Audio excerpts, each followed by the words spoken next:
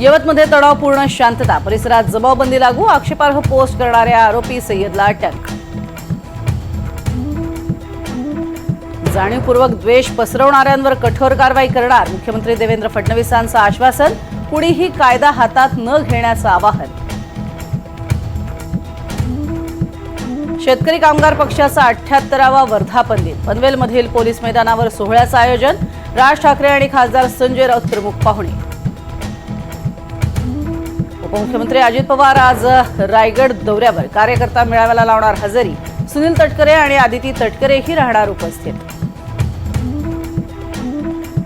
रक्षाबंधनाच्या पूर्वसंध्येला लाडक्या बहिणींना जुलै महिन्याचा हप्ता मिळणार, महिला आणि बालकल्याण मंत्री आदिती तटकरेंची पोस्ट करत माहिती।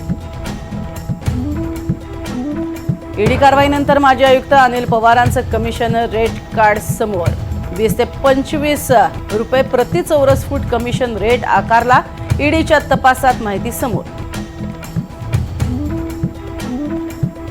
71व्या राष्ट्रीय चित्रपट पुरस्कारांची घोषणा, श्यामची आईला सर्वोत्कृष्ट मराठी चित्रपट पुरस्कार, तर शाहरुख खानला जवान चित्रपटासाठी सर्वोत्कृष्ट अभिनेता हा पुरस्कार।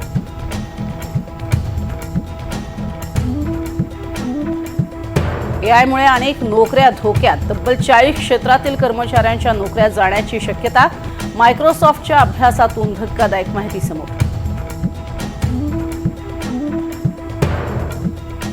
पंतप्रधान नरेंद्र मोदींचा 51वा काशी दौरा, 52 प्रकल्पांची पायाभरणी आणि लोकार्पण करणार।